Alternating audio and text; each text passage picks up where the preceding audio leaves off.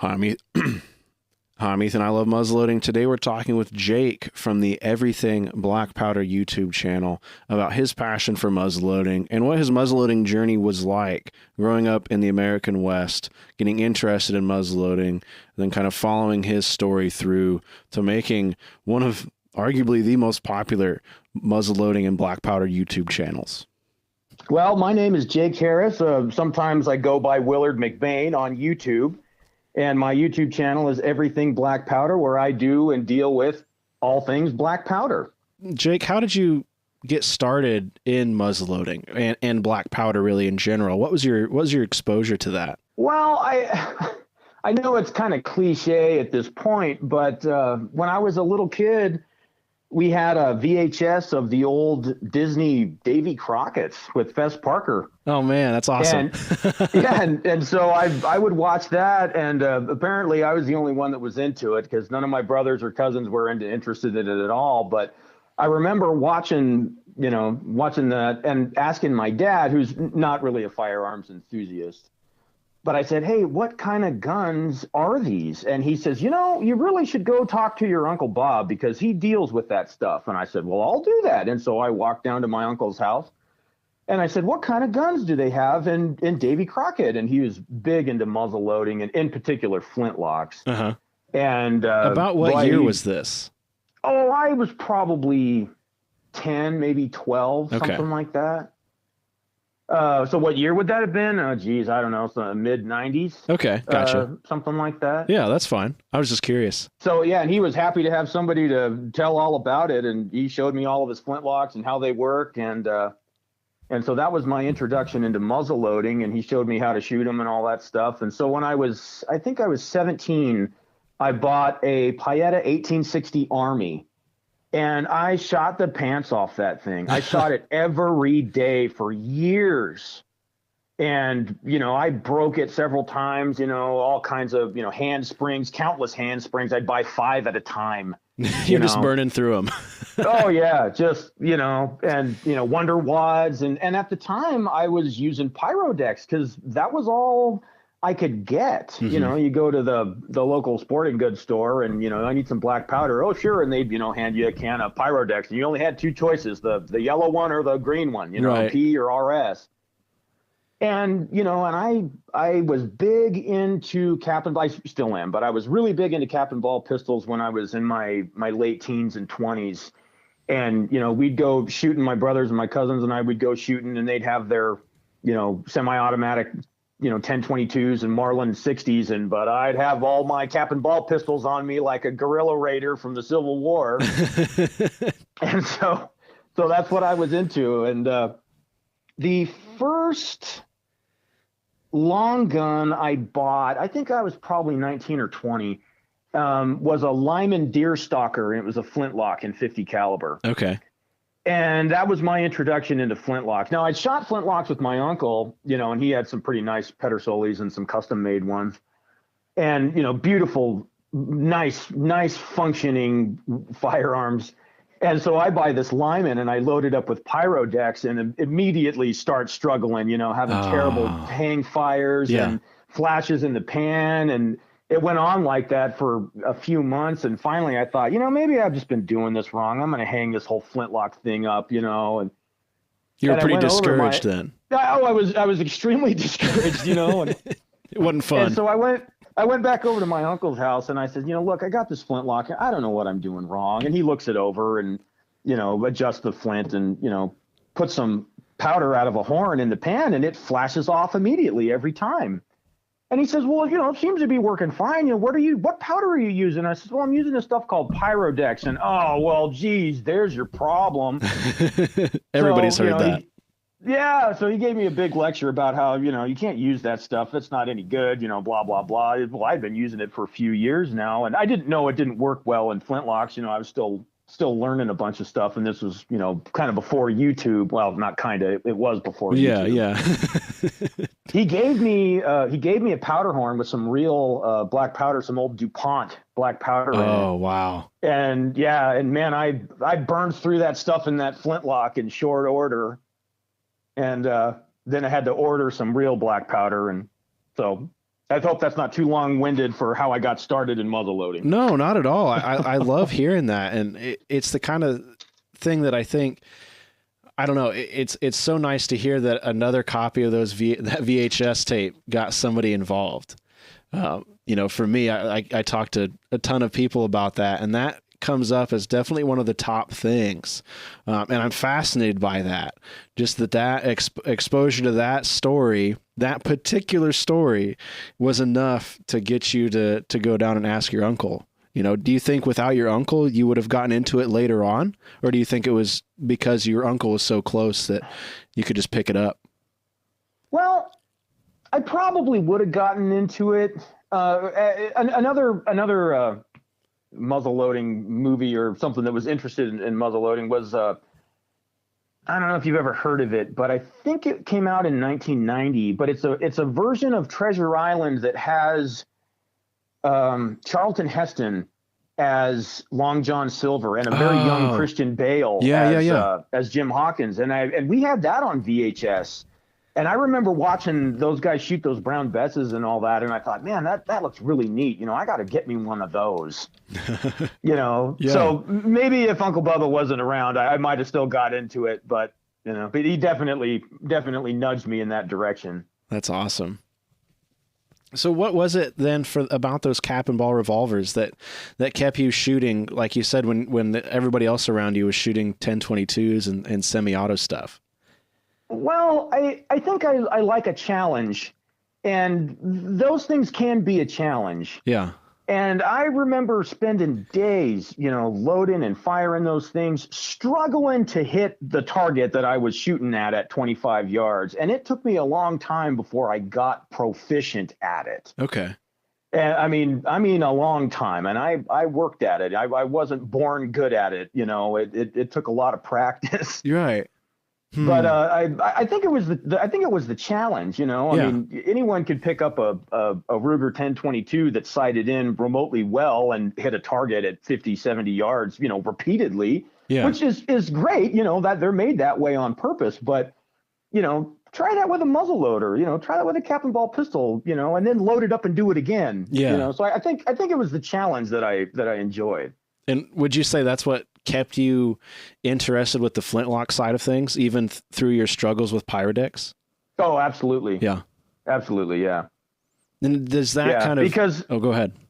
I mean, even you've probably seen it too, you hand a really nice, flintlock to someone that's loaded up that, it's someone who knows how to shoot well, and they pull the trigger on that thing and flinch terribly. Mm-hmm.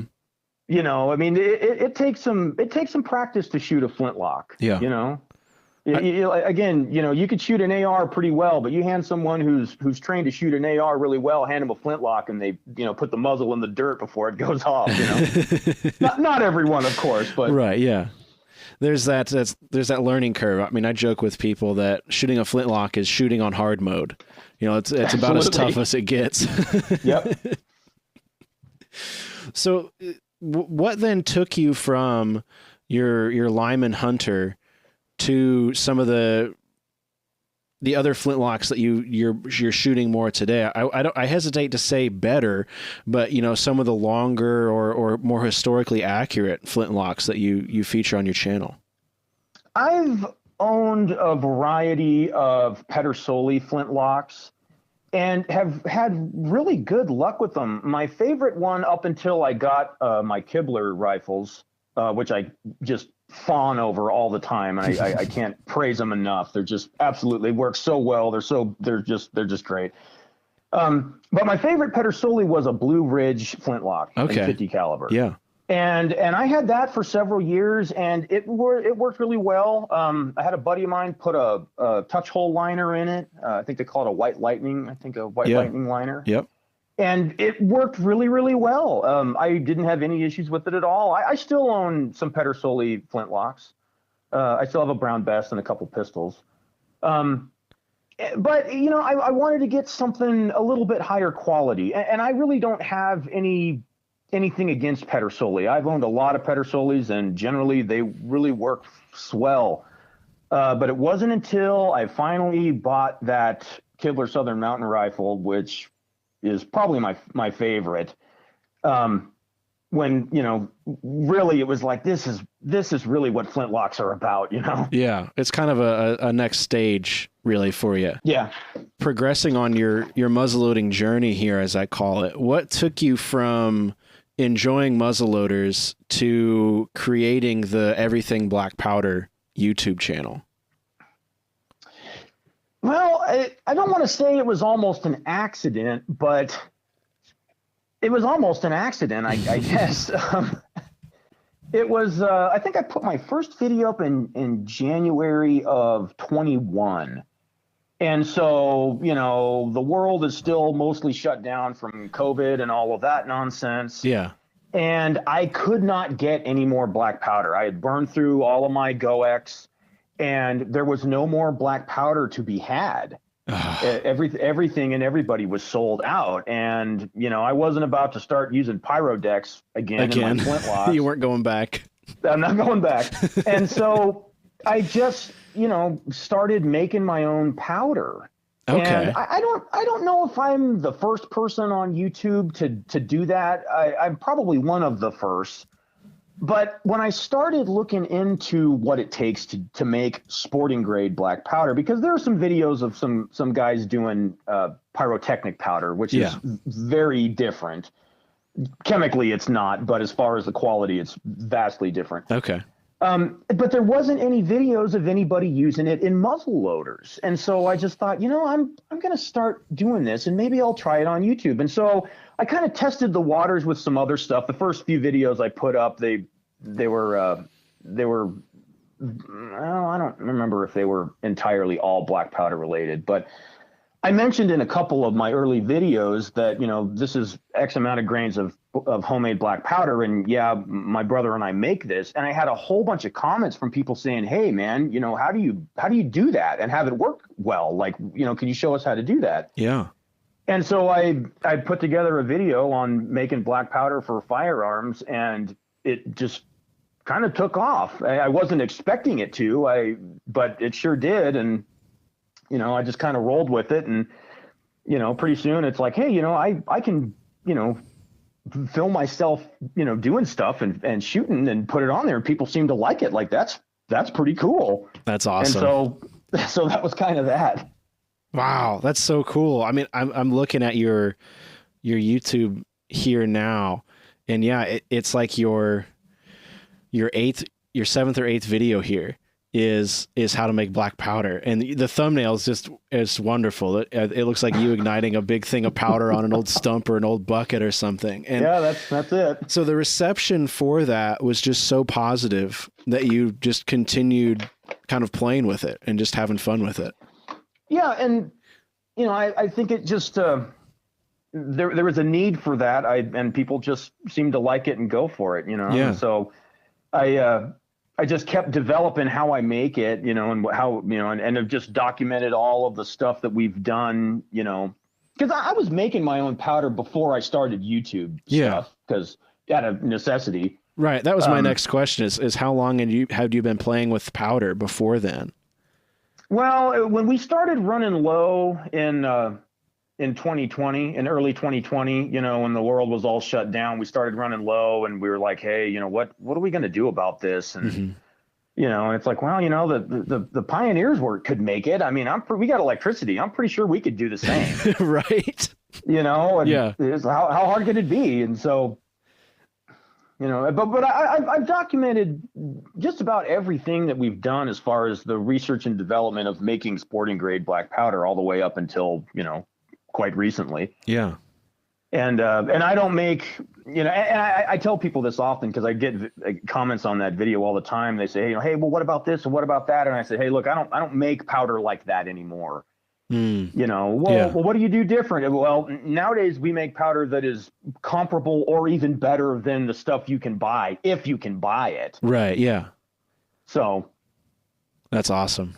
I love that it came out of necessity, and then, you just kind of applied it. You gave it to the internet, and the internet fell in love with it. That's just so cool. And it just ran with it. That's awesome. So how does has the YouTube channel changed? How you enjoy muzzleloading? Has it applied, pressure to it, or is muzzleloading still pretty much the same? I ask because in so many of your videos, you have kind of your shooting crew, it sounds like, behind the camera. And I just love that aspect of your videos, how laid back everybody is. So I had to ask.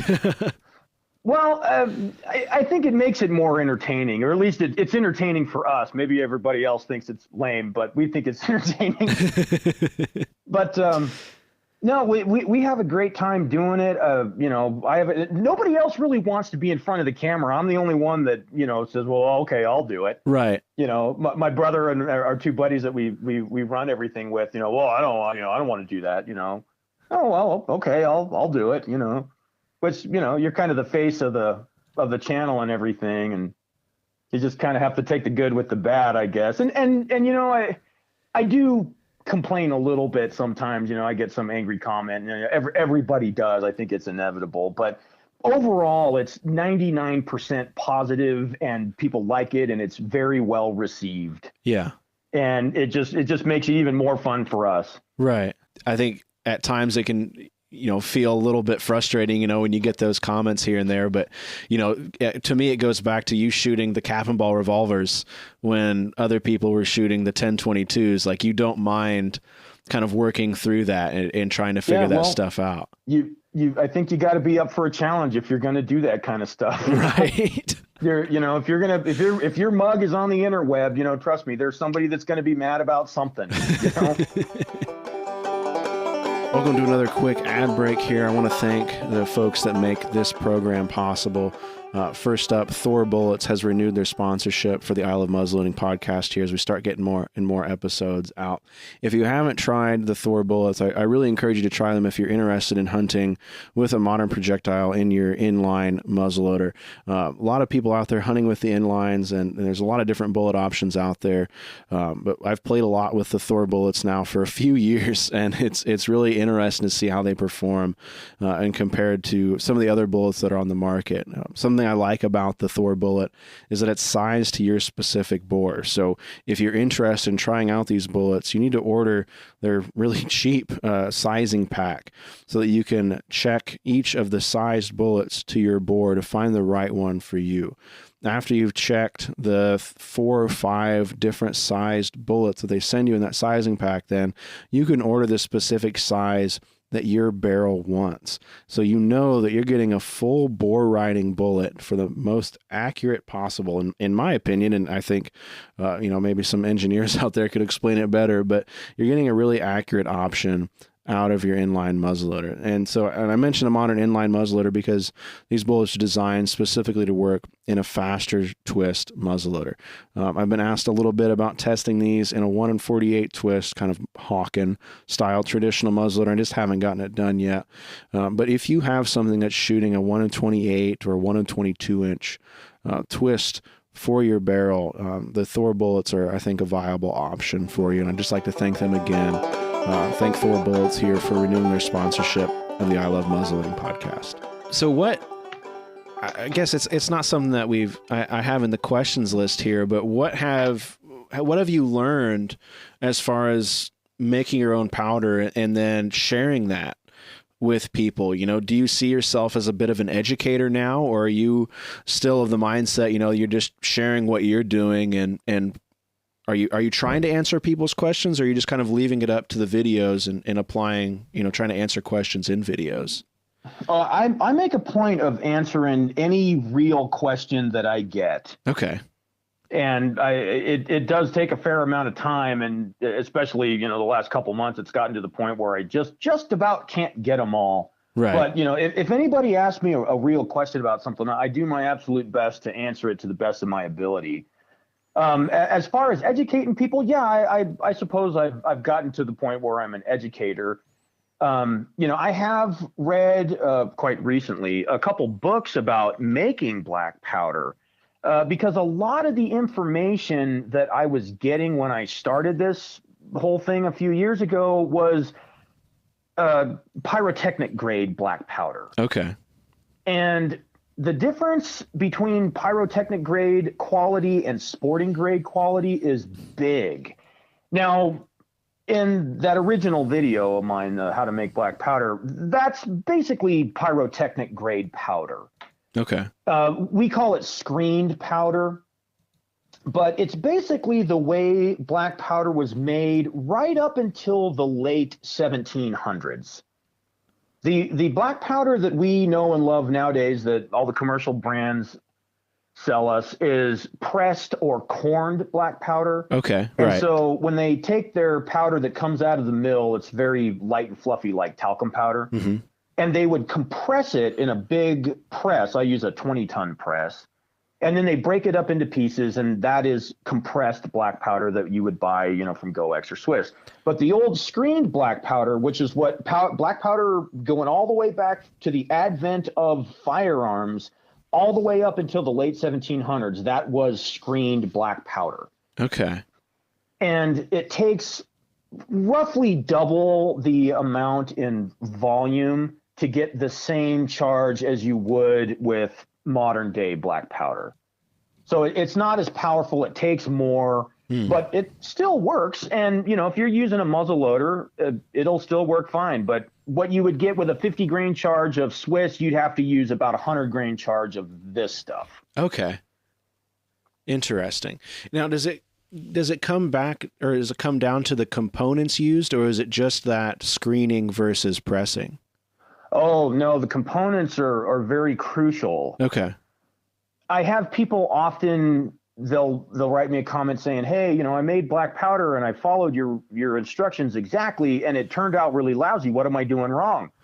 And I'll say, well, what kind of ingredients did you use? Well, I went to the hardware store and I bought some stump remover. Oh, okay. Okay. Yeah. What about the sulfur and the charcoal? Well, I used a charcoal briquette, from my barbecue. Okay. Well, so you can make powder that will ignite and, make smoke and fire with that stuff. But as far as it being any kind of reasonable quality that you can compare to a commercial grade powder, Right. Not even close. Okay. Interesting. So the ingredients are crucial. The high quality ingredients are crucial. And so do we see those same ingredients coming into use in the late 1700s like you were talking about? Yes, and in this particular book that I mentioned is written by Brett Gibbons, and he has a YouTube channel called Paper Cartridges. Yes, absolutely. And I read all three of Brett's books, and I really enjoyed them. But in the particular one I'm talking about is called Like Fire and Powder, and it's about how the British were making black powder in the 1850s, because in the 1850s in England, that was really the height of development for black powder. Okay. There was never any powder that was made better or had any more power than the stuff that the Brits were making at that time. And so that's what his book is about. Gotcha.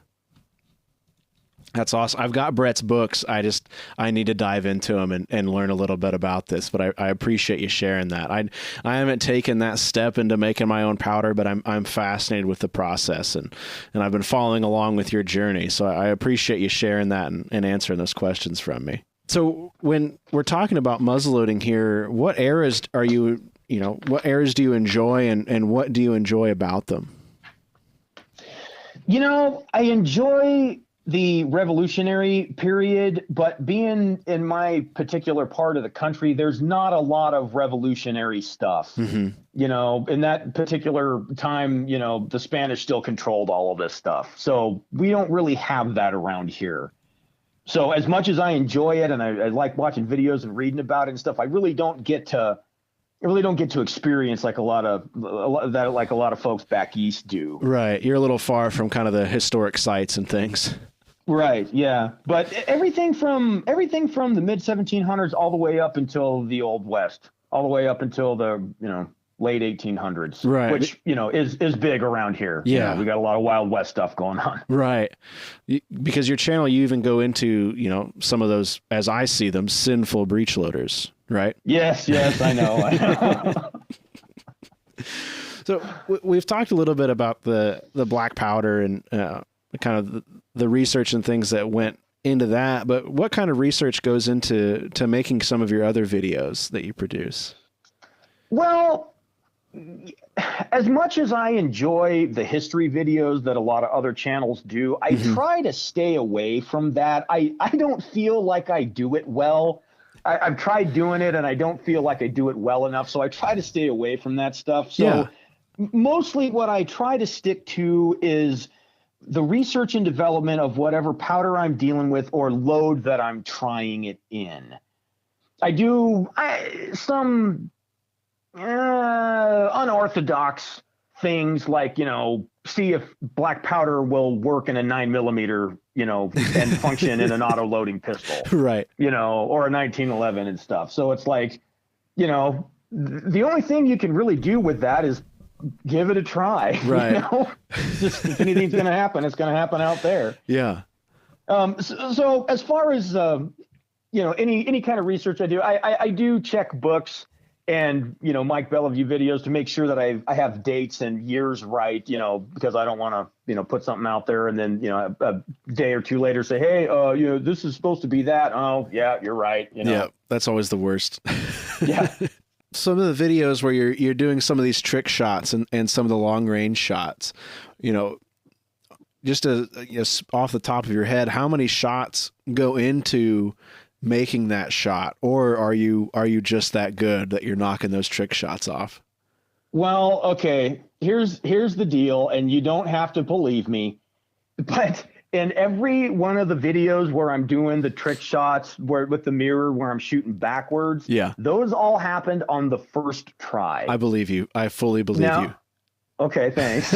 Now, I think I did one where I was splitting the ball backwards with the mirror, shooting the axe and splitting the ball. And I think I had to do that one twice. Okay. But, we've split the card, you shoot the card in half and all that stuff. Yep. But, I think I did that with my rifle. I think I did a video on that. Yeah, but yeah. So sometimes those it takes me more than one shot. But the two videos of me doing the backwards trick with the mirror, both of those happened on the first try. I love that so much. Which you can kind of tell by the reaction from everybody in the background. Exactly. When it happens on the first try, everyone's excited. But, when you split the ball backward and everybody goes, oh, yeah, nice shot. It didn't happen on the first try. You just tell from the enthusiasm. Right. The levels aren't there after the, the fifth or sixth. Right. So you mentioned that there's not a lot of the, Rev War era stuff out where you're at. Do you or have you attended any local muzzleloading clubs or rendezvous, or are you just not near any? Okay. Oh yeah, we do rendezvous. Yeah. All of us do the rendezvous and stuff like that. And, we do historical reenacting and stuff like that. And I when I do go to the rendezvous, I do wear my, Core Discovery, kind of deal. So I do have a cocked hat and stuff, which nobody else does, but it's like, I really long for that kind of stuff, and we just don't have it around here. So that's what I go with. Right.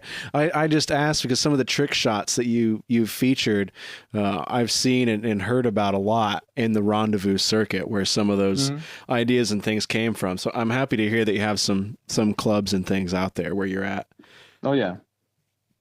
When you're out shooting, is that just you and your buddies, or is that part of a local club? That's just us. That's awesome. Yep, that's just private property, and that's the pasture we get to go shoot at. So, man, that's great. I wish everybody had that. Boy, I do too, man. So, what kind of tips would you have, for somebody that's new to muzzleloading? Maybe they found your channel or haven't jumped into it yet. What would you say to somebody looking to start out? Just get after it and don't let anyone discourage you. I've seen this a lot of times where, someone will want to get into it, or they'll buy a budget gun, like a Traditions or something. And, they'll just get hammered by a bunch of people saying, oh, you just wasted your money. You need to buy one of these, or, if you don't spend X amount of money on this, you're just throwing your money away. And I really hate to see that kind of stuff. Yeah. This really isn't something that you need to spend $5,000 on to be able to go out and do. So my advice would be just do what you can, buy what you can afford, and just get after it. I think that's some solid advice. Even down to, doing what you can to get your propellant. Yeah.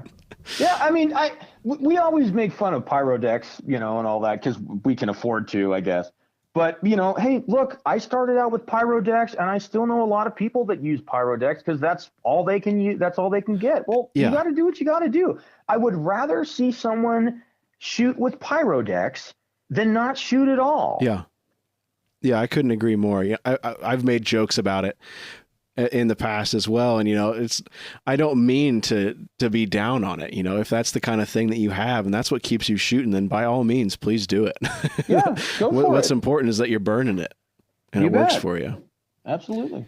So, out where you're at, do you do a lot of hunting? I know your like profile picture is you with a coyote. Was that a fun story to share, or was that just kind of a typical hunt for you? Well, it was pretty typical, except I was using my my Southern Mountain rifle, so I was proud as a whitewashed pig to get him with that rifle. Because I've shot more dogs with my .03 Springfield than I can count, but I got that rifle, and man, we're gonna hunt squirrels, we're gonna hunt coyotes, man. We have a lot of coyotes, and we're always dealing with that. Yeah. But yeah, so I prefer to hunt with a flintlock or something like that. I like modern guns too. Don't get me wrong. But again, it's always more of a challenge if you're using a flintlock. Right. Hard mode. Yep. Well, apart from the Brett Gibbons books, are there some other resources or books that you'd recommend for people?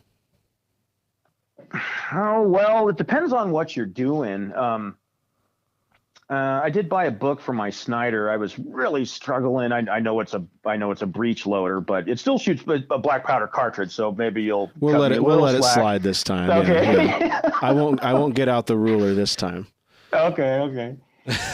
Yeah. So anytime if I have a firearm that I'm struggling with or something, I'll typically buy a book on it, that's not critically acclaimed, but something that's that somebody told me about, like, hey, you should check out, this book. But there's a lot of the YouTube community, if you can call it that. There's a lot of great information, and there's so many channels of guys that know way more about this stuff than me. And I just asked them, like, hey, look, I got this Snider, I'm struggling with it, and they said, hey, buy this book, Historical Shooting with the Snider Enfield Rifle by Hugh Knight. Just buy that book. Yeah. Okay. I buy it and I read it and, deal with whatever it is I got to deal with. And I shot it last weekend, and hey, guess what? It worked great. So that's awesome. Yeah. I love that. I love that the internet is kind of, I think it's found its place among the resources. It hasn't totally destroyed books, which is good. Yeah. Definitely. Well, man, the last question I've got for you is where can people find your videos? If they haven't heard of you yet, which I'm sure many listeners have, but. Well, I'm on YouTube and Rumble a little bit, but I don't put all of my videos on Rumble, even though everybody tells me I should. But I'm definitely on YouTube, at least until they kick me off. So. Right. Have you had any issues with that, with the videos that you make? Well, I had a rough go at it at first. When I finally got to however many subscribers you have to get to be monetized, I applied for all the stuff, and I filled out all the stuff on the deal, and they call it the YouTube Partner Program, I think is what they call it. And I sent it in, hit send, and they wrote me back in pretty short order, and they said, oh, yeah, sorry, we looked over your stuff, and your channel doesn't qualify for monetization. And so that, took the wind out of my sails pretty quick. Right. And, for a few weeks, I don't know, lousy YouTube, blah, blah, blah. And then somebody said, well, did you appeal it? I said, appeal it? And they said, yeah, you can appeal it. And I said, well, no, where's that? And where's the appeal button? Right. Yeah, I opened up my email, and sure enough, there at the very bottom, it's like, if you'd like to appeal it, click here. We're like, well, geez. And so I appealed it, and a few days later, they're like, oh, yeah, we looked it over, and we're going to monetize your channel. Like, oh, well, thanks. Jeez. So I missed out on a few weeks worth of, however much money they were going to pay a couple me. nickels. Yeah, right. Yeah, some people they seem to think like, oh, you're on YouTube and you have a video, that has, 500,000 views. Well, you must be rich. Well, I'm sorry, it doesn't pay that good. Right. I'm not about to quit my day job or anything. Yeah, because I like to ask, if other people who make YouTube videos, you don't do that full time, right? Me? No. Right? No. Okay, yeah. Just for the record, I don't either. It'd be great if I could, live off of shooting and having fun, but yeah, boy, there. that would be great, man. Yeah. If I just get paid to do shooting videos, holy cow, that would be awesome. Right. But, yeah, I'm a ways away from that. Pigs would fly too, Yeah. Well, shoot. I really appreciate it, man. This has been a lot of fun. Do you have anything? I don't want to keep you, for too long, but if there's anything else that you want to talk about, this time is yours. Well, tell me, man, what's your beef against cartridges? They're just sinful, man. Nothing goes in my rear or my gun's rear is how I put it. So, oh, wow. Okay. That's a good way of putting it. So it's a religious conviction then, It is, yeah. Okay. That way the state enough. can't make me do anything about it. Oh, fair enough. No. Yeah. I mean, I'm into modern guns too. I don't just shoot muzzleloaders. I just think it's kind of funny to draw the line in the sand. Okay. And it's funny to me how serious some people take it sometimes. I make a joke about, carrying a flintlock pistol as my carry gun, and I don't actually carry a flintlock pistol everywhere. I carry a modern gun, but yeah. I think someday, I've got some, like, my father and mother played the cartridge game, shot a lot of cartridge matches. So I've got the setup for that stuff. And I think at some point I'll dip into it, to kind of get back into that. But, for right now, muzzleloading's a big enough world for me. That's good. Yeah, I run into the same thing. People think like, oh, well, you must be a FUD because, you only deal with black powder stuff. And it's like, well, no, I don't only deal with black powder stuff. That's just what my YouTube channel is about. Exactly. Yeah. I don't really carry my, 1861 Navy, to town with me, as cool as that would be. I don't really do that, Yeah. Sure, when I'm out, when I'm up on the ranch or out on the mountain or whatever, sure, but I don't carry that to town. Right. That's not your business piece, Yeah, right. It would make a dandy of a headline though.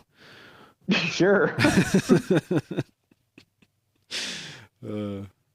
Shoot. Well, dude, I just want to say how much of a fan I am of what you're doing, and I know it's a vanity number really, but seeing so many people enjoy your videos, breaking 50,000 and now I can see 60,000 subscribers, dude. It's just incredible, and I wanted to tell you. Not necessarily in person, but I guess voice to voice here that's awesome, and congratulations, and keep up the great work, dude. Yeah, thank you. Even out here when I'm at a match or at a show or something, your channel comes up a lot. People really enjoy it. Oh, good. I'm glad to hear it. Well, how close to Friendship are you out there? I'm about 4 hours drive from it. Okay. So I'm not too far, but I'm far enough that I'm not down there all the time. Yeah, well, I thank you, man. I appreciate it. I send people your way all the time. I mention you all the time. It's like, yeah, look, I focus on the firearm aspect really, but if you really want to talk to somebody that really lives and breathes it, you need to go see Ethan. No, I appreciate that. That's very kind of you.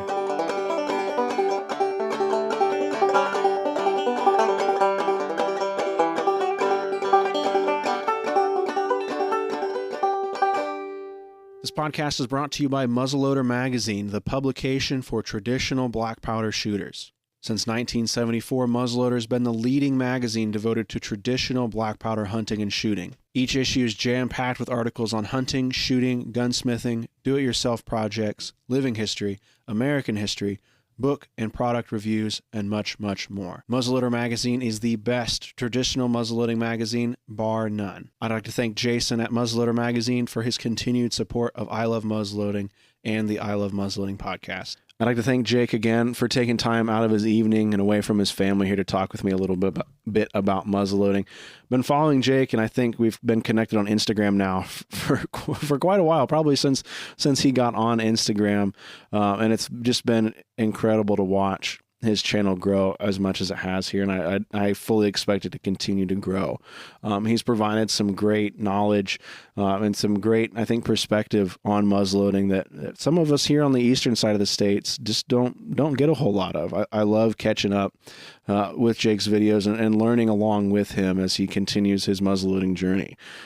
In particular, his making of homemade black powder. I know it's been an issue, and it's been discussed quite a bit here in recent years, as we heard Jake talk about. And it's I've been asked over and over again to go through the process of trying to make some here at home and show it on my channel. But it's really Jake's really done a great job at it. And, you know, I think there's no point in me trying to double up on that, of sharing that information. I always try to point people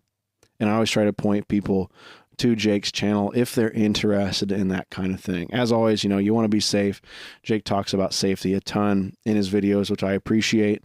And it's been interesting to see him kind of work through some of these kinks. Even if you're not interested in making your own black powder, Jake has a ton of great muzzleloading shooting videos and a ton of black powder cartridge and things. Even though we don't talk about those sinful breech loaders here a whole lot on I Love Muzzleloading, it is a lot of fun to see Jake go through this stuff. His trick shots are great. You know, not trying to butter him up here, but it's just really a lot of fun. Thank you, Jake, again for coming onto the program. Fall is right around the corner here at I Love Muzzleloading. The trees are starting to turn here in the Midwest, so we have quite a bit stacked up here for the next 2 months of neat muzzleloading stuff to bring you. We've got some muzzleloading news. We've got some museum exhibits to share with you. We've got some projects and some events coming up. It's really going to be a pretty stacked end of 2023 here going into 2024. We've talked about it before, but we've got the Invest Arms plain pistol kit coming up. We're going to get that done in just a couple days of shop time. We've got a Kibler Woods Runner now to finish up for a dear friend, and we've got a Jim Chambers New England Fowler kit on the way, which I'm really excited to get ready for turkey season next year. On top of some of these projects, we've also been testing some muzzleloading hunting projectiles, some modern muzzleloading bullets, and then as well we have some traditional muzzleloading projectile accuracy and penetration tests, and we've got some new stuff coming on that. So if you're coming to the program interested in expanding your hunting seasons or learning a little bit more about your muzzleloader going into the muzzleloader hunting seasons this fall, be sure to check some of that stuff out. I try to do that to be a resource and try to answer some of the questions that I receive about this stuff. So a lot of this, really 95% of the channel and the stuff that we produce here at I Love Muzzleloading is based on your questions. So if you have some questions, you have something you'd like me to cover, shoot me an email at ilovemuzzleloading@gmail.com. I will add it to the list. I will say the list is growing kind of exponentially at this point. We have a lot of things to cover here, but I'm excited to start ticking down that list here and continue answering some of your questions. I have a lot of fun doing it, and it seems like many of you have a lot of fun watching me try to do it as well. As always, if there's somebody that you'd like me to talk to on the podcast, in addition to questions that you'd like answered on video, you can shoot me an email at ilovemuzzleloading@gmail.com. We have a few stacked up here going into the fall, and I'm going to try to keep our momentum going here on the podcast so that many of you like me can listen. I don't listen to my own podcast, but listen to a podcast on your way to work or on your way home from work to try to make those commutes a little bit better. Once again, I'm Ethan. I love muzzleloading. Thank you so much for listening. We'll catch you next time.